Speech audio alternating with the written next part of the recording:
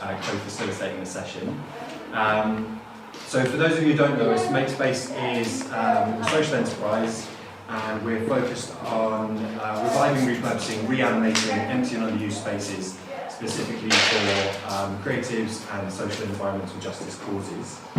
We kind of talk about our North Star mission being around spatial justice, so this idea that we believe everyone has the right to safe, secure and affordable spaces in which to live, work, organise, create and gather. Fabio, I'm going to get Fabio to talk. I was going to get Fabio, who runs this space, to say a few words, but he's just ushering in the last few. So just to give you a quick idea of the source, it's a good example of one of the spaces that we operate. So it was underused, but operated by our neighbours, Oxfordshire Community and Voluntary Action.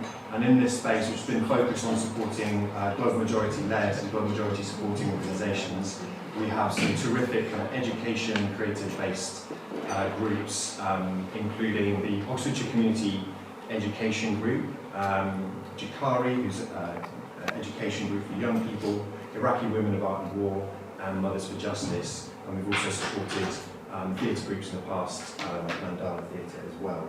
And so this space is very much a chameleon space. We have lots of events and workshops going on here, and then we have some sort of more dedicated studio and office spaces in the back. Just to give you a quick sense of the impulse behind these sessions, the solidarity sessions. So something that we've been holding in our mind a lot as Makespace evolves. Welcome, welcome. Come on in, grab a seat, make yourselves at home. We're just getting started, so you haven't missed anything. Is this question of what does meaningful solidarity look like? And there's the words of Lilla Watson, an Aboriginal activist that we often hold in our minds. And it's this idea of, if you've come here to help me, then you're wasting your time. But if you've come here because your liberation is bound up with mine, then let's walk together. And that's something that we're really trying to sort of understand, deepen into, and practice is that idea of walking together rather than charity. And these sessions are very much in that guise. So designed to be welcoming, open access, reflective and practical, designed to build power and share resources amongst creatives, and that's organisations and freelancers, and groups working on social and environmental justice issues.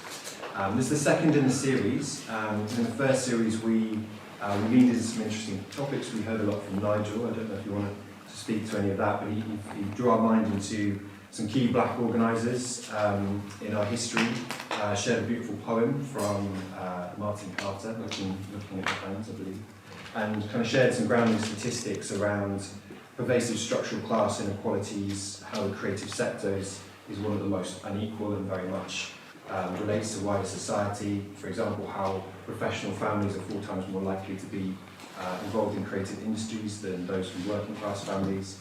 And we, of course, shared resources and ideas, and we shared some good food as well.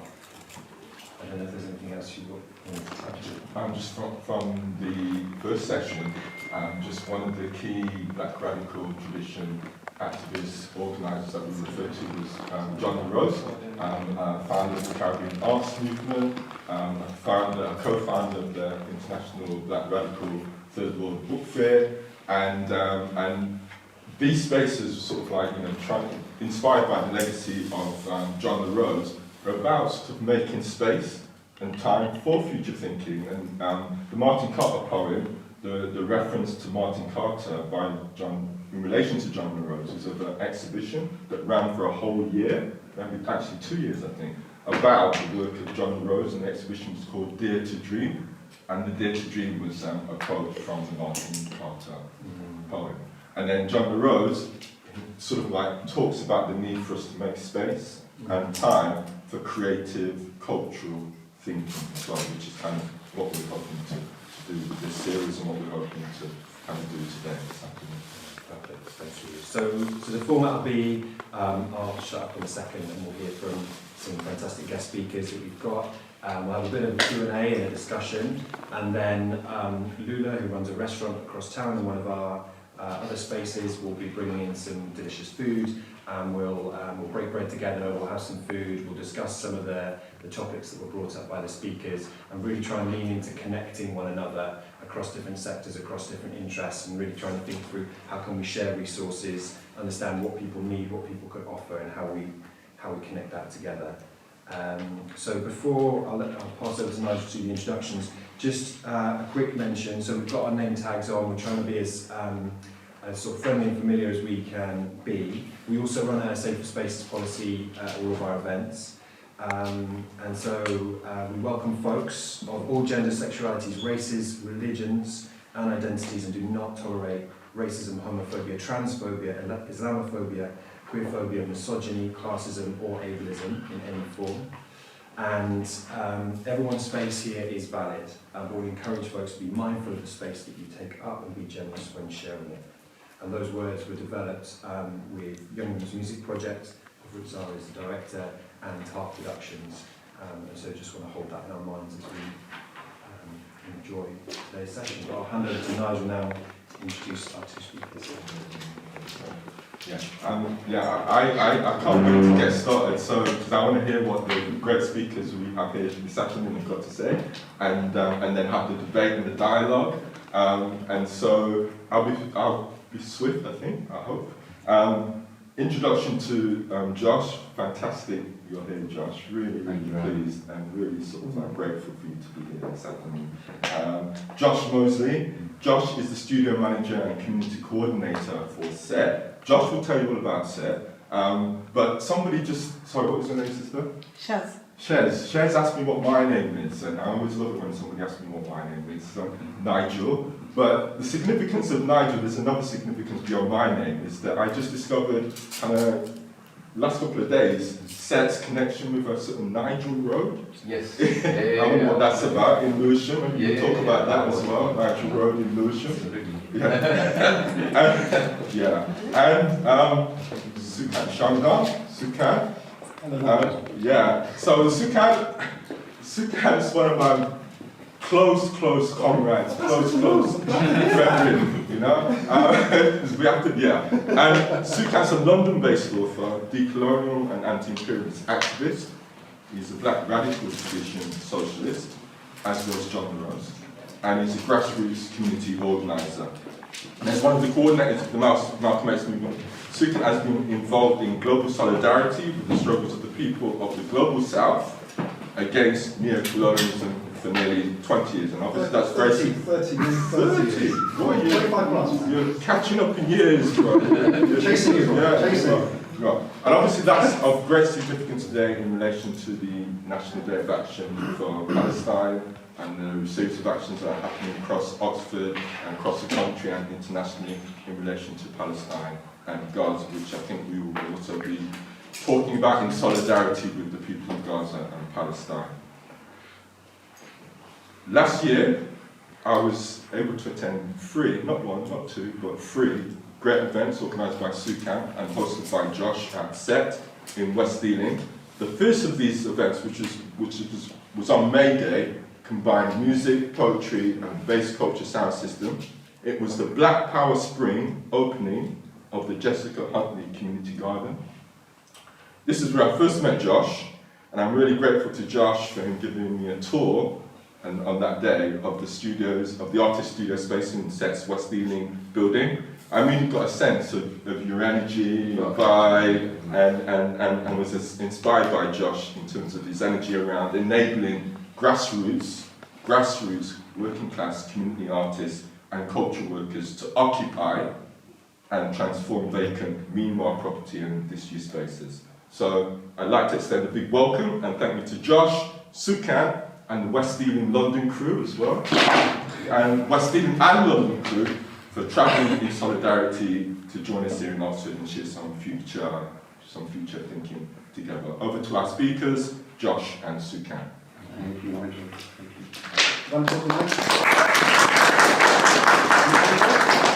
Okay, here we go. Nice to be in Oxford, my favourite place in the world. Welcome, Sarogo. Good to have you in the room as well. You asked me a very important question, and we're going to go through some of that today. So, now, I haven't really prepared for this. The way that I have prepared for this, sometimes I do prepare, I just think and reflect. I think about my experience here, the people are going to be here, the things I want to share, the things I want to advocate. So it's a kind of a reflective, meditative kind of preparation and research for this. So I'm going to try and keep my comments within 10 minutes, which I think is doable. Now, I sent out, probably several of you here will also know that along with that Eventbrite invitation today, I sent out a personal flyer to some of you as well. And in that, I talked about, it was titled The Challenges for the Black Power Grassroots in relationship to the third sector, stroke charities, stroke non-for-profits, in 3 major residential areas in this country, of which I've been involved with for decades. That's West London and South London, but particularly West London. Oxford, I've been here since the 90s, for the good and the bad of it, and the difficulties of it, and also Bristol, and also Brighton. So in all these 4 different places, I have direct experience professionally in the third sector, charity, non-for-profit. Probably, I mean, you know, I'm really not interested in third sector careerism, which gives you a hint of what I'm going to continue to kind of talk about. But I've been a project manager for youth work in Ladbroke Grove, Notting Hill, for the Octavia Foundation, which is the charitable arm of the Octavia Housing Trust. That was circa 2010, 2011. So I did lots of stuff with, you know, lots of big institutions, Heritage Lottery Fund, the wonderful Royal Borough of Kensington, Chelsea, who we saw how well they represented our grassroots when Grenfell happened, didn't it? Wow. So I did a lot of stuff there. So I've got a lot of direct professional experience in the third sector, of which I've kind of come out of it feeling very alienated and pissed off, and angry in part as well. And I'm going to dig deeper into that. Coincidentally, Nigel Carter happened to be in Brighton in the late 90s. We were there, we didn't know each other, and you were doing some interesting stuff, and I was doing some interesting stuff at the same time. Also with our mutual friend and comrade Dan Glazebrook, for all the controversies of that dynamic as well. Which I'll go into as well. Now, so where do we start?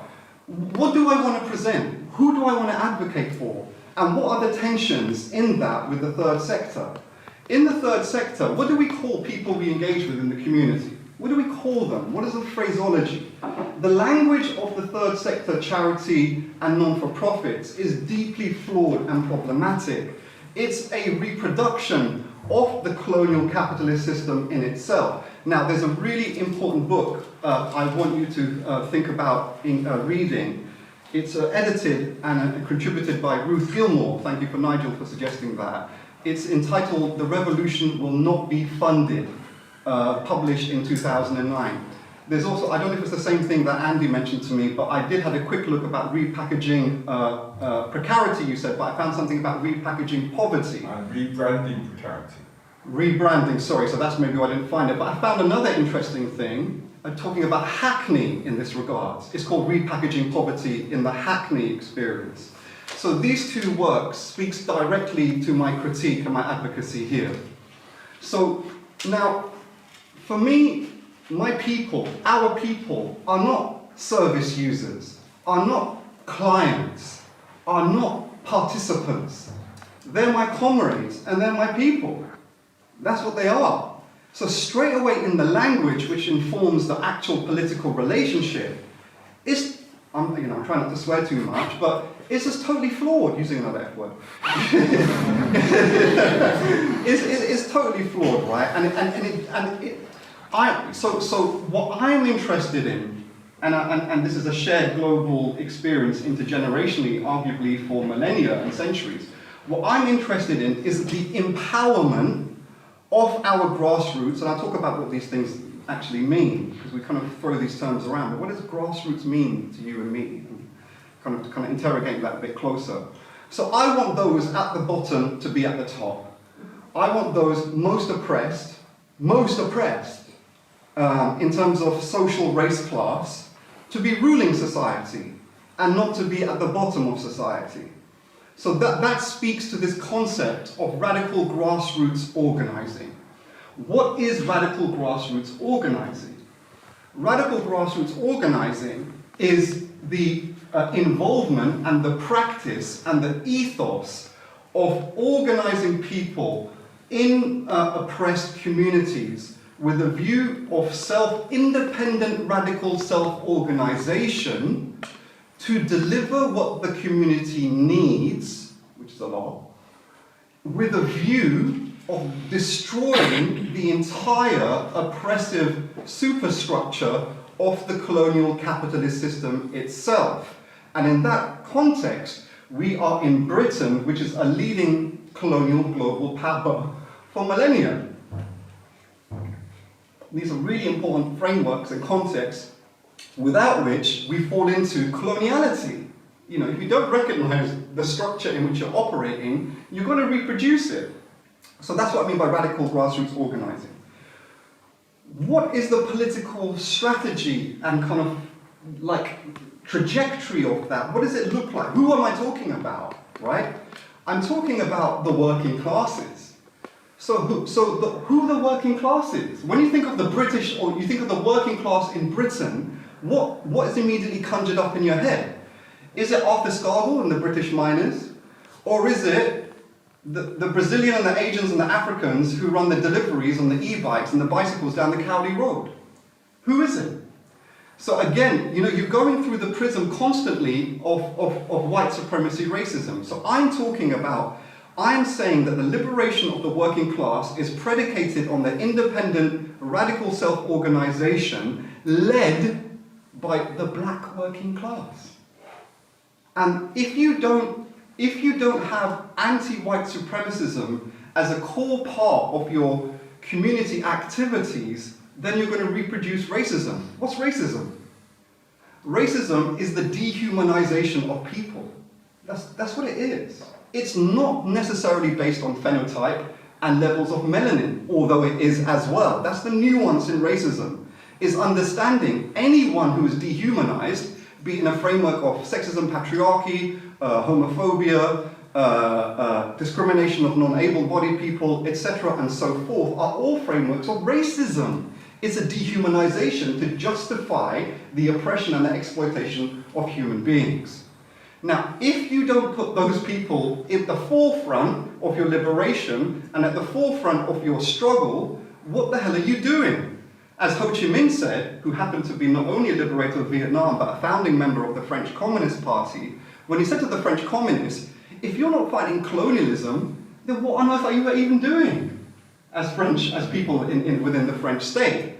Speaking to that. So it has to be a black power liberation that will liberate everyone, including those people who are defined as white, right? And I'll dig into this a bit deeper. So, what am I talking about historically? How do we do the grassroots organizing? I think I've spoken for about 5 minutes. Someone, I don't know, is keeping time. No one? Yeah? All right, cool. I try to push forward now. Okay, so what are the frameworks and experiences? So we're talking about radical grassroots organizing. It's also called bottom-up organizing. If you search these phrases, you'll come up with revolutionary experiences and radical experiences. But it's also what the Black Panther Party did. And I'm going to hand these picture books around, which literally illustrate some of the survival programs or the serve the people programs. And the concept is very much as what I'm advocating, that our communities need immediate things for their happiness and for their livability of the community on a number of levels. But the Panthers call themselves survival programs, quote unquote, survival pending revolution. So the program informs the revolutionary process. It's not separate to it or counter to it or a reformist project which pushes against radicalism. So I'm just going to hand these picture books around so you literally can have a little bit of a look at what this looks like. And this book is very important. The Black Panther Party is called Service to the People Programs, and it's a documentation of the dozens of community programs that they did. Right, now, let's cut back into Oxford. Ha-ha! This is going to be fun. This place is rotten, it's toxic, it's depressing, it's anxiety-ridden, it's a pathetic place. Why is Oxford so absolutely, stinkingly, disgustingly shit compared to Bristol relatively, compared to Ladbroke Grove, compared to Southall, compared to Brixton, compared to Handsworth, compared to Manchester, Greater Manchester, Moss Side, Toxteth, etc. You getting the hint here? You getting the hint? You getting the hint? Do you get what I'm saying here?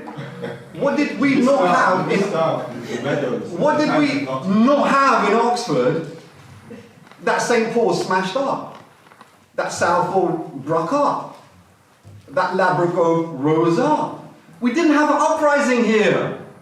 We did not have a black and Asian-led uprising in the 70s and 80s here, to the extent we had in these other places. And that really defines the atmosphere of a place. We were talking about how depressing Wembley is.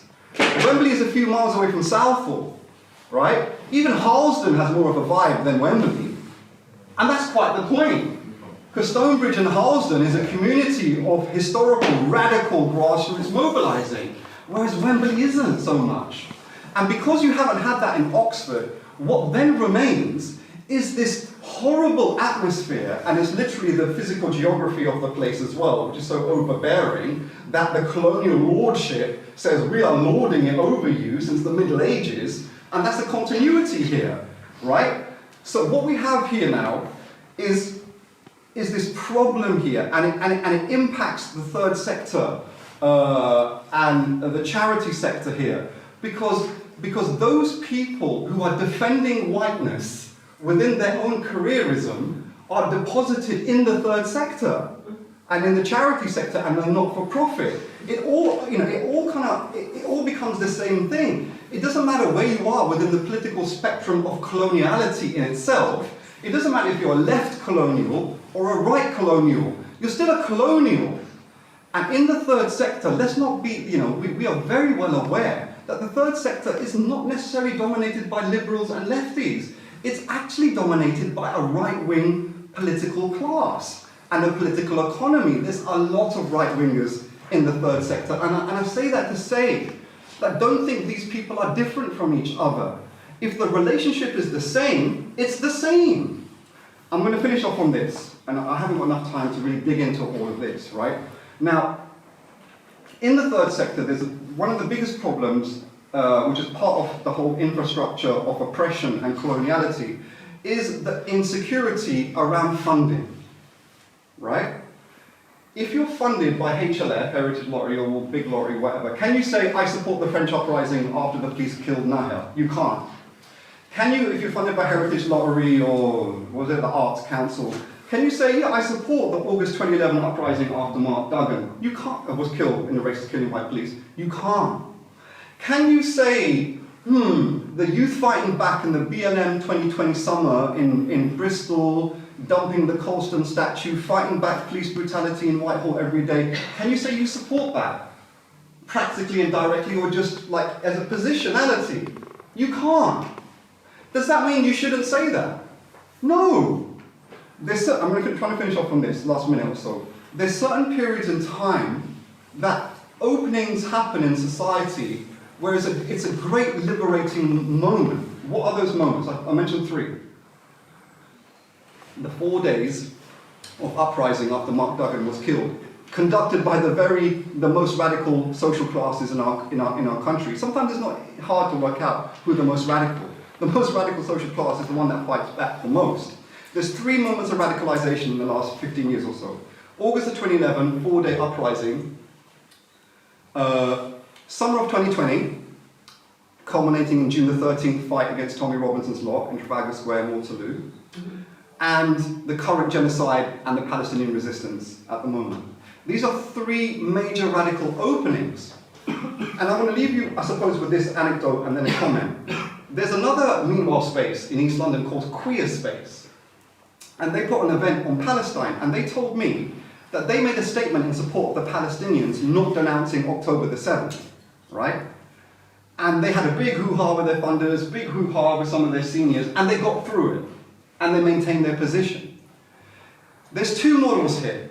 Either in moments of radicalism, we fall back into coloniality through insecurity and anxiety and careerism, or we say, no, this is a moment of radicalization where we go forward and we carve out a space of liberation, right? There's two ways you do it.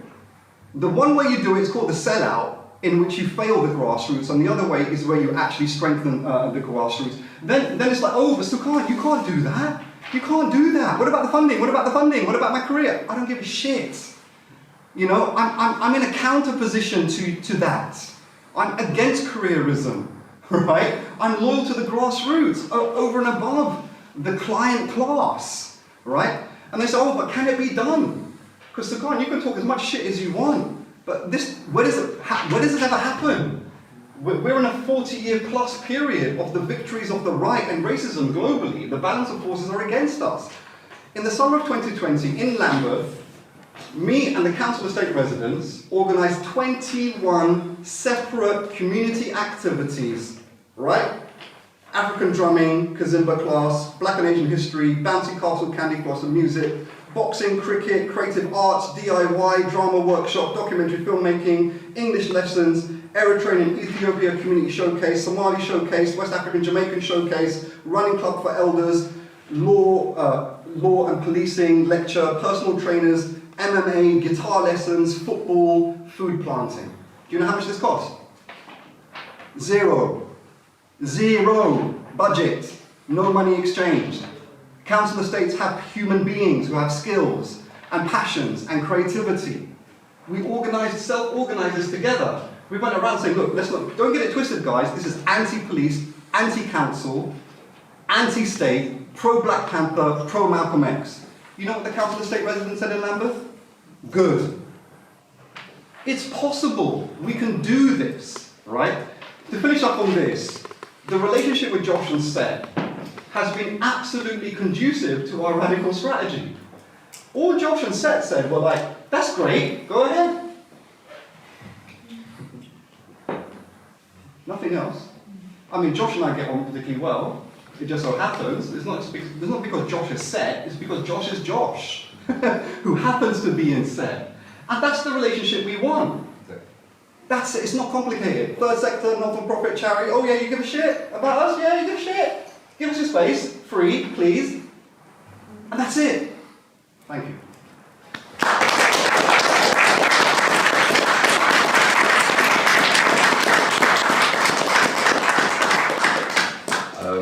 So I'm going to talk a little bit about SET and its history, talk a bit about Ealing, and then focus a bit on the word community and how it's being taken two different ways by a lot of people, and maybe touch a little bit on meanwhile youth as well.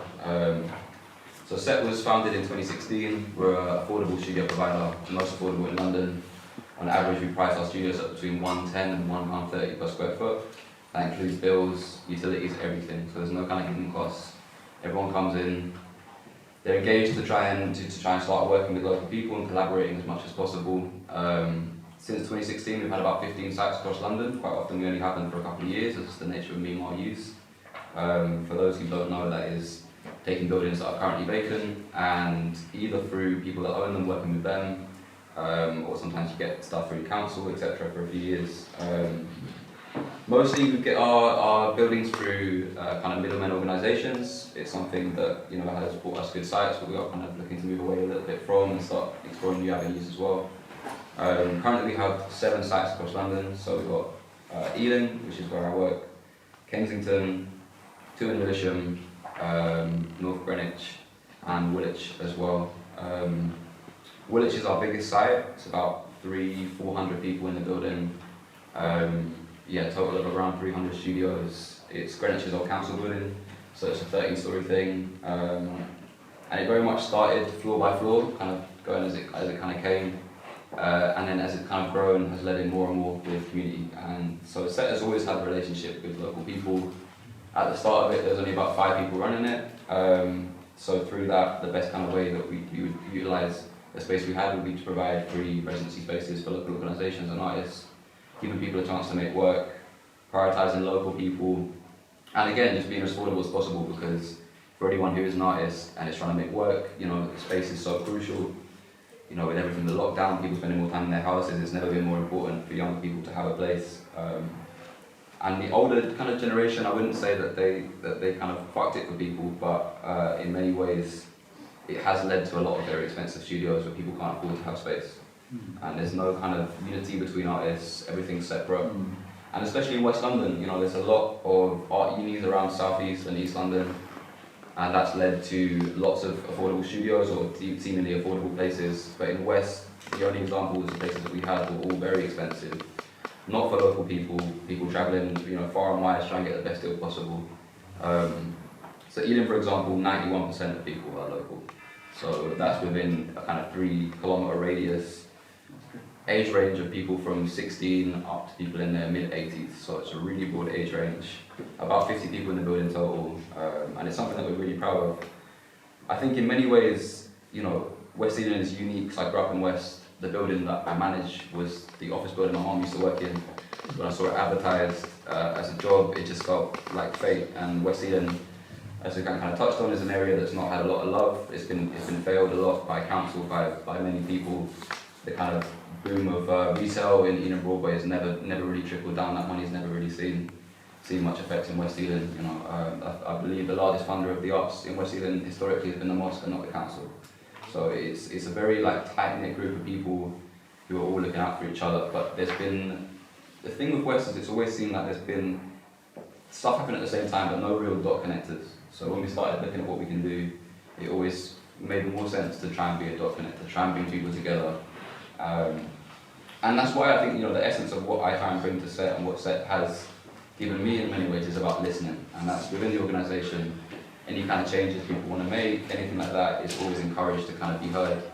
But I think it represents a big part of what many arts organisations have done wrong historically when dealing with community, is they're not listening, they're trying to lead the conversation. And there's always time for that, but really and truly, people need a space, they need someone to say, let's do this kind of thing. They don't need to be the ones who are kind of initiating that whole kind of conversation, I think. Because everywhere's got, a West Ealing, every city in this country has empty buildings. So again, West Ealing isn't unique to us because it's there, but there are a million examples across this country of empty buildings that should be in use, that should have people in, that should be doing it. I'd love to sit here and say that everything in West Ealing would have been possible without Sakan and we would have figured it out and stuff, but the reality is we wouldn't. There would be nothing without what he's brought to it. Observational, I remember when we started building it, it's very much an area that everyone's trying to help out, everyone's chatting to you about what's going on. And I started seeing this guy around and asking questions, appearing out of things. But I think it was really important because I feel like it is a time where the word community gets thrown around so much and it's become a bit buzzworthy and everyone's trying to capitalise on what that sense of community is. But when you see someone like I do, I'm walking home from work, I'm seeing him out chatting to people locally every night. When you see someone who really embodies that, it's such a powerful reminder of what we've really been missing, and I feel like if every arts organisation had something like Sakan, it would be a very different place. But it shouldn't just be, again, on people to try and do this, and it's always a middle ground. It's always something to be balanced. So I feel like we got very lucky, and a lot of our centres we had were always in more remote kind of areas, and the public nature, as you always said, the first thing you said to me is it's so street facing, we're literally right on the high street, big windows, people can see in, and the importance of that within activism, within grassroots, being able to see it's not hidden behind something, it's something again that feels like it's been lost a lot over time. So, I'm incredibly proud. I do feel, very honoured and flattered to be here, but at the same time, I do feel like what we've been doing is the bare minimum that arts organisations should have been doing. I don't feel like we should necessarily be heralded for what we've done. It is just, you've got space, and I struggle to see how you could be an arts organisation and not reflecting people who are trying to make change in their community and actually trying to make it better for everyone. Because it isn't just for people, who live there. It trickles out across the whole city and across the whole country in many ways. But across other sites, I'm not just the one who's pushing this. I'm community coordinator for Ealing, but all of our sites have engaged in different ways. It just happens that the nature of Ealing in that led to more serious conversations about how much we can do and what we can do it. And kind of reclaiming. I think that's one of the first big chats I had with Nigel was about meanwhile youth being reclaiming of space. And I think it is quite often now something that's become, again, lots of people now taking these buildings and selling them like they're flats, and they're not meant for accommodation, and it's just another way in which these larger companies and organisations have capitalised on something that is, again, our right as people to have. So there's a big element that I see it as reclaiming this space, and they're not state-of-the-art studios. They work and they're kind of cosy in the way that we build them, but we really do. And we're only across our main CIO team, there's only about 18 of us, which has doubled in the last year or two. I'm the only one in Ealing, so everything from maintenance through to meeting people, showing people around, dealing with maybe slight pest issues as well is always hands-on. But I think when you do that, when you're the one painting the outside of the building as well, you get that sense of, you chat to people, you know, and it's kind of been lost again, it's that conversational element of stuff that's kind of come. And off the back of it, of you know, the stuff that I've helped Secant with, like, we're now opening up another space on the corner. We have a dedicated arts program, as said, which, you know, facilitates work from all of our artists that have space with us, and we support communities alongside that. But we're trialing something at the moment, which is using another space that we have vacant within the evening site to now turn into a dedicated community space that will have no cost for anyone. So, you know, we were floating the idea of maybe deposits and stuff initially, but it just can't be that. It just can't be that. It can't be that. You know, 20 quid, whatever it is, it's a statement of intent. If you say to people, you know, yeah, you can have it, but you've got to jump through these hoops. You know, it loses its meaning. You know, and it has to be something that someone could walk up and say, I want to do something here, and they can do it. You know. Even still, you know, I want to do more, you know, time-wise and resource-wise, we are limited as a charity. But again, you know, through the stuff that we've done together, I really feel like, you know, it is starting to build something. And I think the one thing with Meanwhile, as powerful and important as it is kind of contingency is tricky. So we're looking now at trying to solidify ourselves in places so that if we do leave somewhere like West Eden, you know, it's not then drop back into that. Because, you know, there's nothing worse than sort of building up something and then disappearing in a time of need. But we're very proud of it, and if anyone is in London and wants to come to any of our sites, in Woolwich we've got a community cafe and food bank on Thursday, we've got various activities around Lewisham, Ealing, we host regular events and stuff as well, and everyone's always welcome, you know. It's a real blessing to work with people who are like-minded like myself, and I never have to push anything that goes against the way that we feel it could go. But again, you know, just to bring it back to the Secant in that way, you know, it is so important to have this dialogue, and it really has, I think, helped shape an organisation. And again, it comes back to that whole listening thing I was talking about, of just open your ears, and if you are in a position to have space, you know, listen to people what really saying, and don't, you know, necessarily try and lead that conversation as much as facilitate and just be a space. You know, I think it's worked well, and I'm really excited for the things that we've got coming as well. So, yeah, thank you.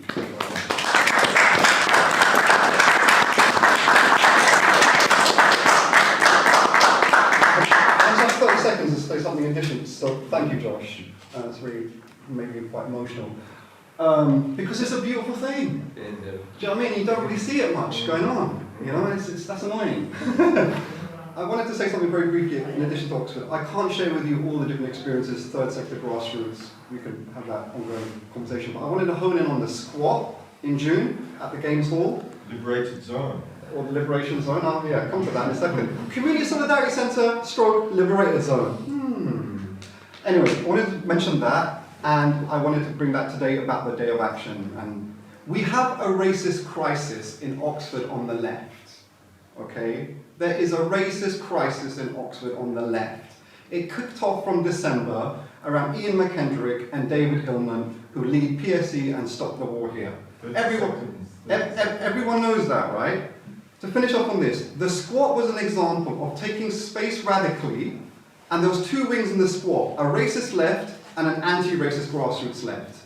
And the grassroots left embedded themselves in the grassroots, right? But there was a racist wing, which hasn't been resolved, that experience. Fast forward today, just to finish up on this the last few seconds, there is a day of action, but it's in part organised by racists on the left. I'm saying all of this to empower you to say the squat project, if the squat project saw a dozen more squats inspired at the same time in Oxford, we would have actually a good housing campaign. But because the squat came up and people were insecure, didn't have to relate to it, you disable yourself, you disempower yourself. So I wanted to raise those experiences and tensions there. Q&A, I think. Q&A. Let's go. And just again, what you're speaking today is kind of just kind of like the complexities and sort of like the tensions in terms of navigating sort of like the communities. The dynamics are very sort of complex. They're very fluid as well. And so, yeah, as community organisers, Josh, as well yourself, in terms of the set and the work that you're doing in terms of bringing people into the space. Yeah, sometimes it's not an easy thing in terms of navigating all of that and working with all of that. So again, much respect to you both for coming here and sharing kind of like your knowledge and your wisdom and sort of like your energy as well. It's been really fantastic. I've learned a lot sort of like, you know, from both of you speaking today. I'm really grateful. I think Q&A, I don't know how long we've got for Q&A. I would love to have an hour for Q&A, but we can't. We can't have an hour, unfortunately. But how long have we got for Q&A? And Zara, do you want the two of us to kind of just help facilitate the Q&A? Yeah. And yeah. Johnson. Yeah, okay.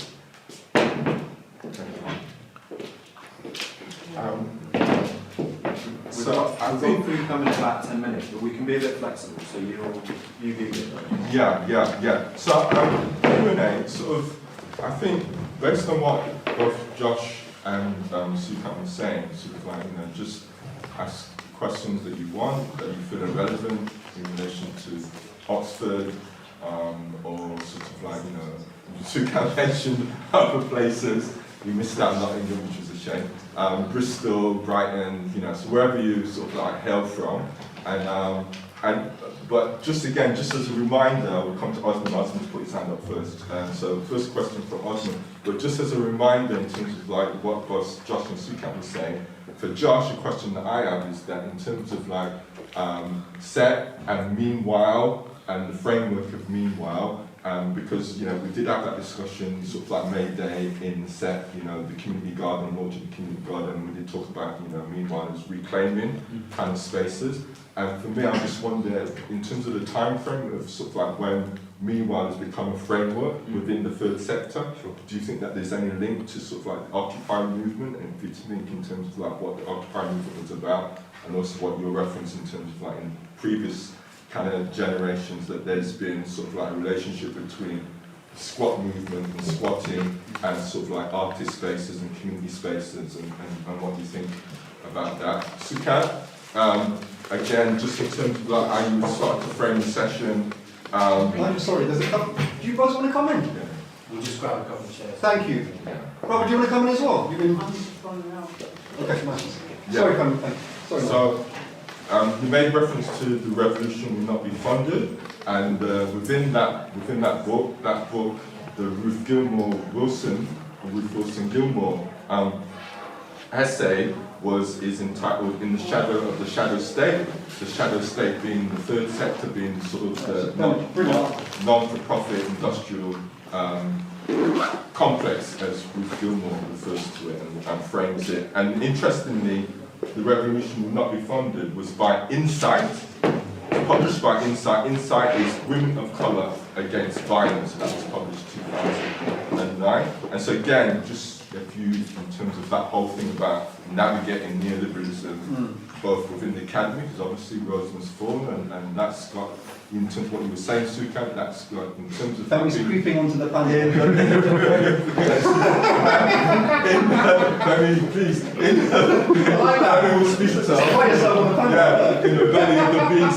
belly of the beast, that down pressure, that suffocating down pressure of the university, and the land, the amount of land that the university holds, that whole thing of sort of like Oxford University and Femi's here, so hopefully Femi can talk about Roseman's book. And yeah, just navigating the academy, non-profits, and beyond. Osman. Welcome. I'd like to talk, by the way. Thank you, I was wondering. As an Oxonian, Yes. some people say Oxfordian, Go on. we say Oxford. Oxen. We say Oxford.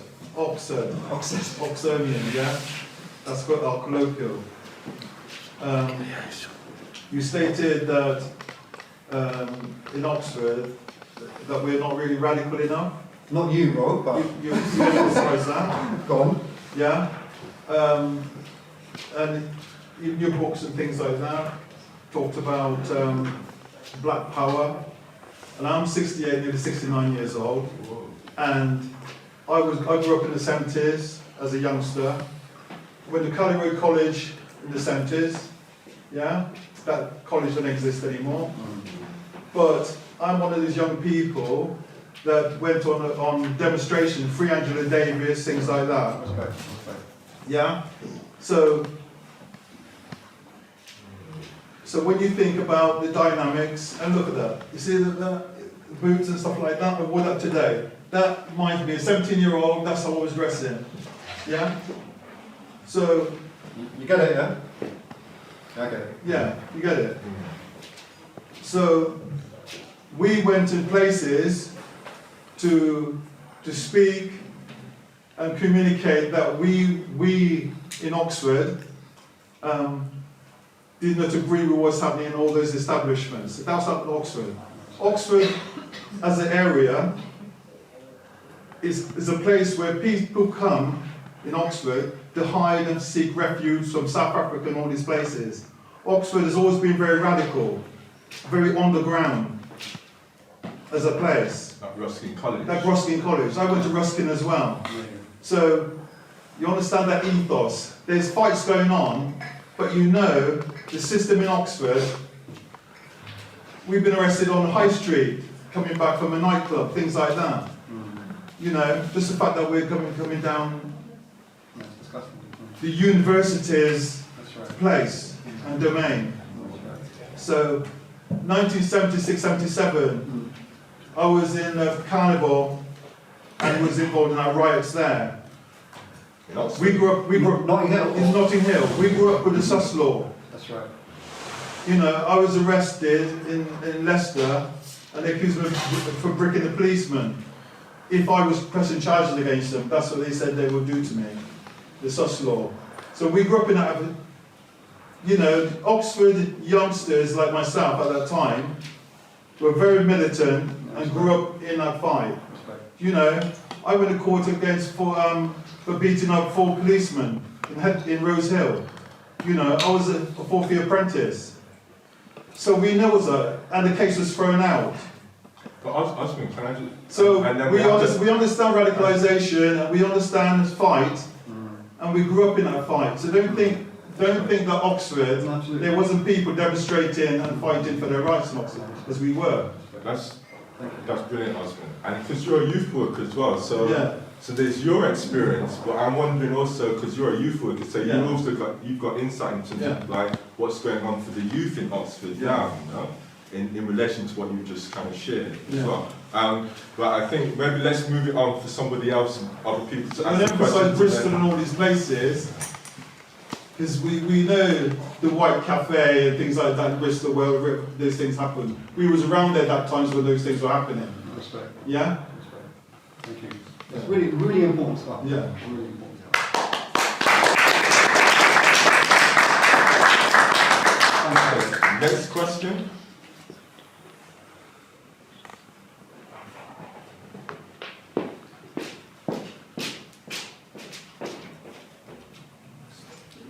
Sorry, come. Yeah, I guess so.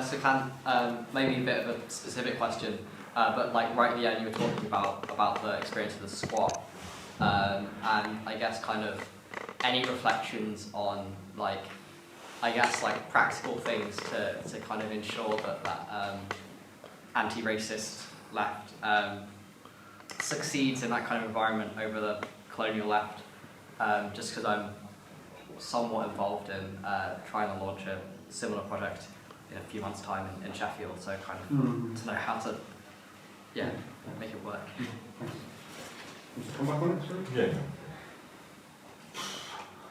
I think sorry to use a stupid corporate slogan from Nike, but just do it. Just, you know, it's a funny one, because you either got it or you don't, in a way. It's like, I look at people, it's like, do you have any African and Asian friends that you really respect? And if you don't, what are you doing? What is that? It's weird. You know, it can be friendship circles, it can be political spaces, it can be organisations, it can be companies, it can be political projects. It's like, I just don't get it. Like you have to, I suppose it's a spiritual and ethical and philosophical issue. If you're not there, and I don't blame people for not being there, the grassroots, then, you know, it's what in Islam is called the greater jihad. The greater jihad in Islam is the inner jihad. It's the struggle to strive against the internalization of sin and things that are wrong and unethical.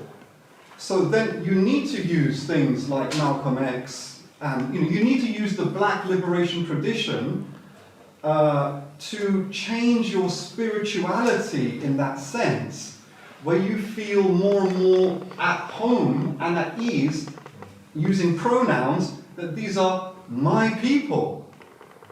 And there was an interesting anxiety a white comrade had about a decade ago. He says, I can't use this we and our like you do, because I'm white. I'm like, really? So do you understand what I'm saying here? So I think you need to inculcate yourself culturally, politically, spiritually in the liberation war. Yeah. Apartheid's apartheid, isn't it? Right. We're living in apartheid. The apartheid system is global. And the resistance is global. I just want to just into what you're saying, because I think, because you can also do that, you can have that collective ethos, that collective spirit, organisation as well, because I was really struck the first day we met, Josh, that when you took me around, you sort of like showed me the Afghan library, if you could tell people about the Afghan library and set. And then also as well, then Afghan library, and then I'm hearing that sort of like in terms of UK black radical tradition, that Southall Black Sisters are in West Ealing. I couldn't believe it. Southall Black Sisters is one of the premier, pioneering, inspiring black radical community political organisations in the post-war period in the UK. Sort of a house by set in West Ealing. I couldn't believe it, Josh. And that speaks just to that collective solidarity, but also that that sense of we. West Ealing is sandwiched between Southall, 2 miles down Uxbridge Road, and then 4 miles the other way is Ladbroke Grove. So we're like in the middle of 2 major communities of resistance, which has its repercussions into West Ealing. Sorry, Josh. No, not at all. Yeah, I think when we first got the site, we had some available space, again, that we were looking to do our initial kind of rollout of community-based residency where groups get a space for free. We were looking at various different groups for it. We managed to free up some space to be able to take on 2 groups as well, so we had a bit of space free.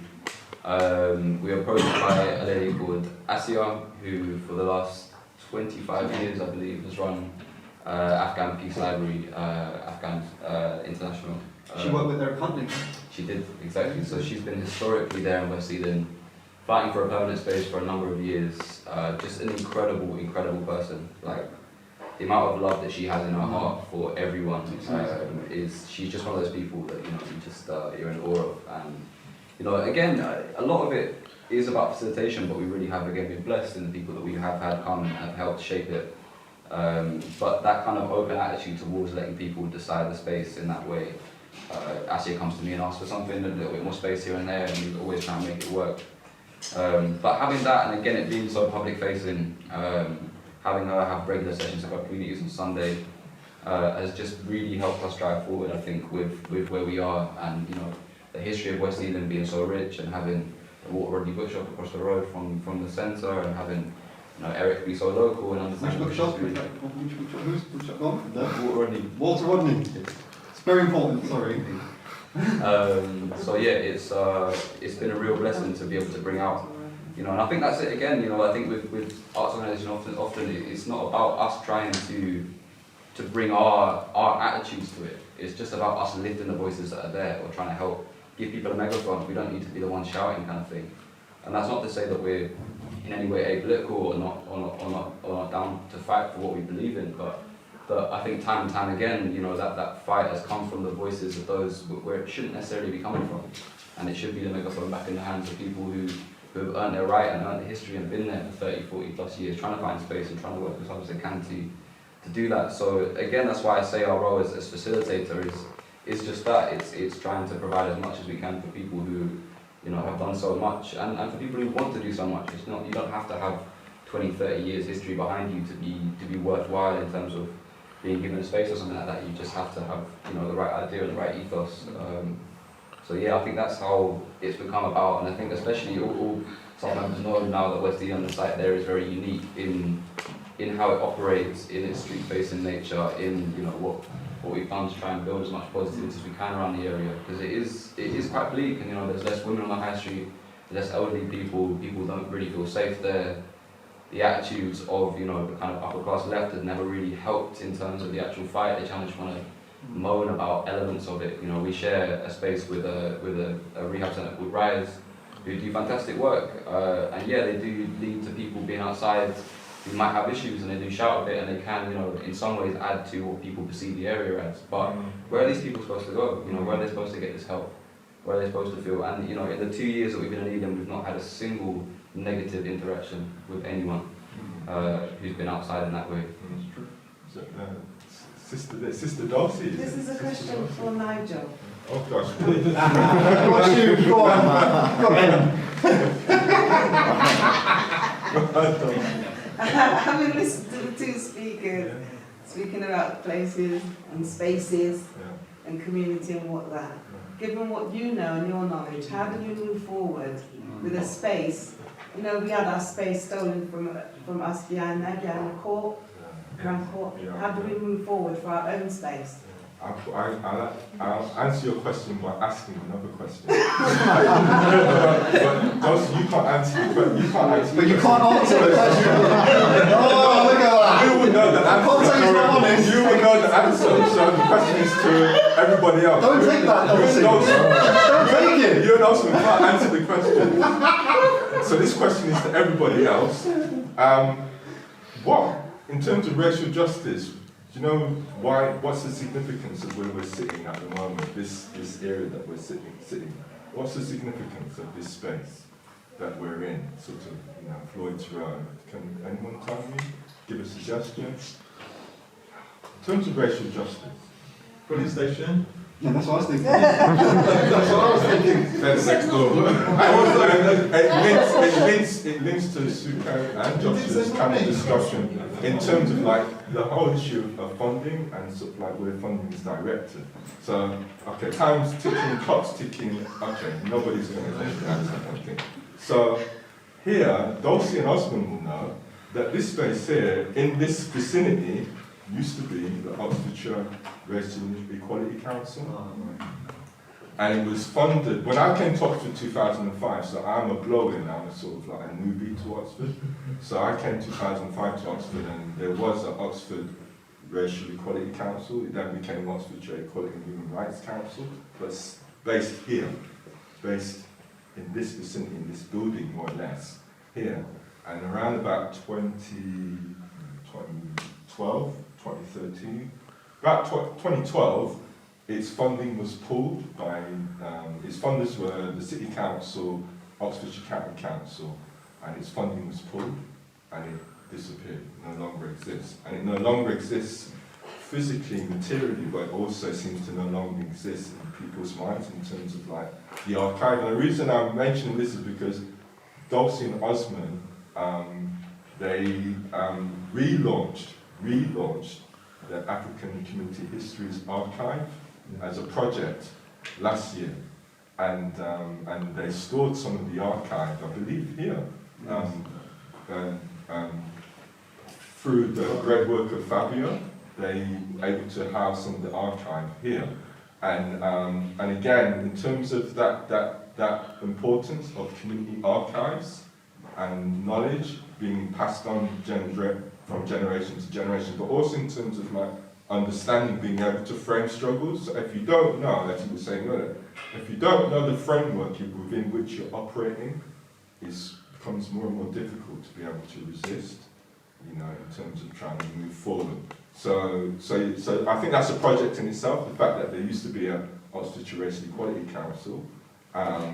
Whether you like that kind of thing or not, that organisation or not, it no longer exists, but it was based here, in this space here, you know. And again, I think then that links to the question that you were asking, Dulcie, in terms of like, you know, because obviously the council, the powers that be, those with the resources could say, that, oh well, why, at the time when we were lobbying for an African Heritage Cultural Centre, which is still a live demand, because if you talk to people in the African heritage communities, both African diaspora and also people from the African continent based in Oxford, both will say, oh yeah, we need a cultural heritage centre, it's not existing. at the time that the Oxfordshire Racial Equality Council was existing, sort of like, there was that playing off, the dividing rule, so the authorities could say, oh well, we don't need to fund you to have a cultural centre because you've got Oxfordshire Racial Equality Council, which does casework, etc., etc., etc. So there's those dynamics as well in terms of like how funders can play off different groups and different organisations if you're not sort of like, you know, united in terms of like a collective strategy in terms of what you want to achieve. So I think unity, Dulcie, I think, you know, different diverse groups that feel that the aim and objective of the cultural centre is still a live demand, that they need to come together in Oxford on the basis of a shared platform, of unity and a shared platform, and self-organise. Because I think, yeah, that's the missing ingredient in terms of, is to, rather than appealing to powers that be, for why don't you give us a centre, to self-organise, and I think that through the self-organisation collectively, then the centre will come. You know? You've already asked the question. So This is very important to reference something you said. When you said about Council for Racial Equality in Oxford here, Trevor Phillips, who destroyed the CRE, yeah. you know, Yeah. I mean, CRE was probably the dismantling tool for that disappearing here.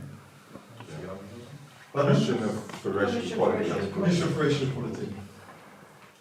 So when he put that axe on us and said, anybody coming from Poland or any other Eastern European, we are just the same as them.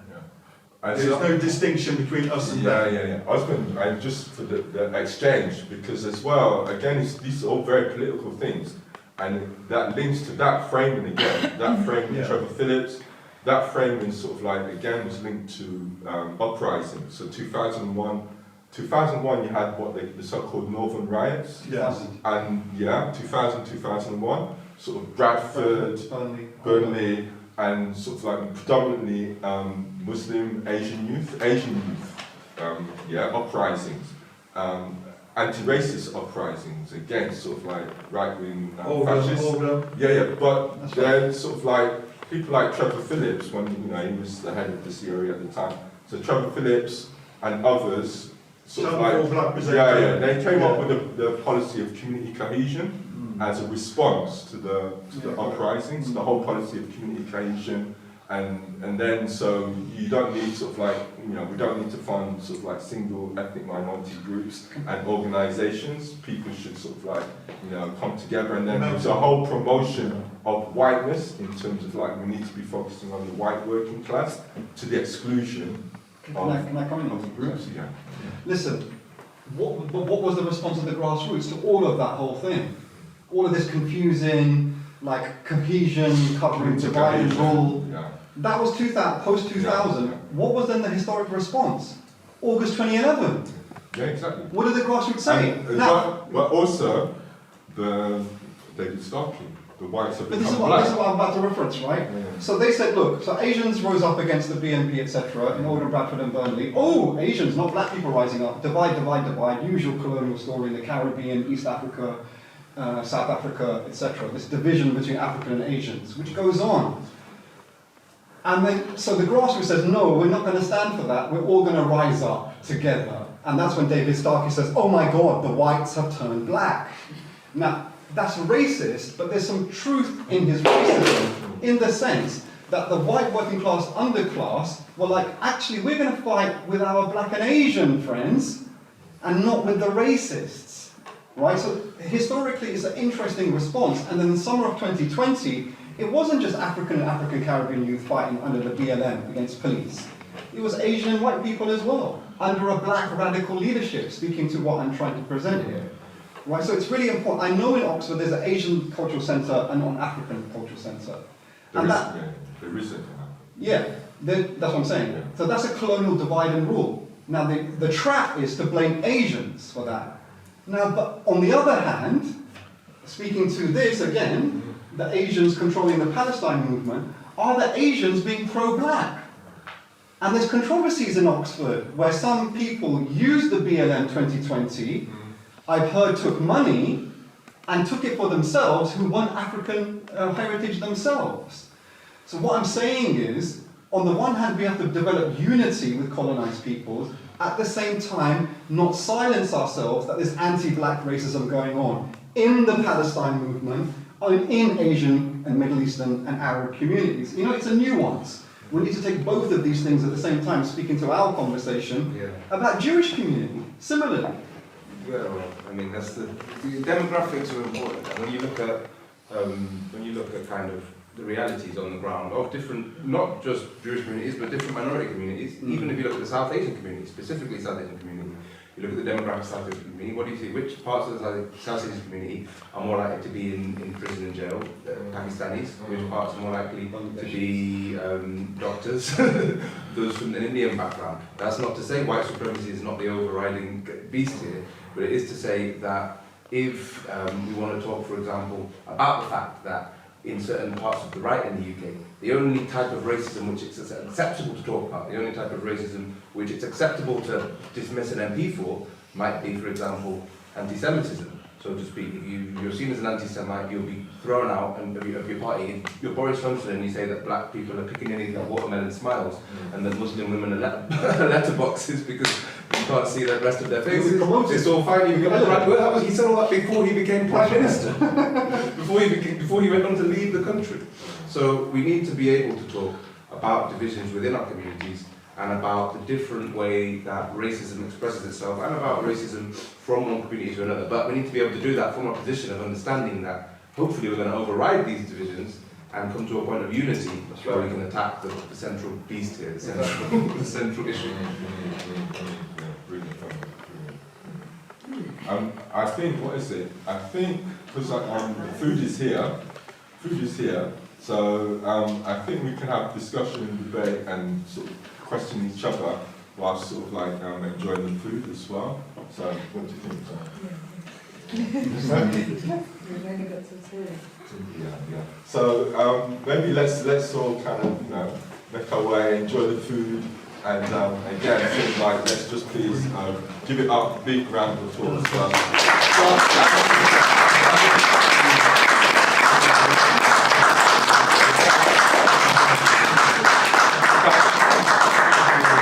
Thank you, Angie. Thank you so much, guys. So we're going to do a quick bit of self-organisation. We're going to wheel in some tables, and we're going to reshuffle the chairs so it can just be a little bit more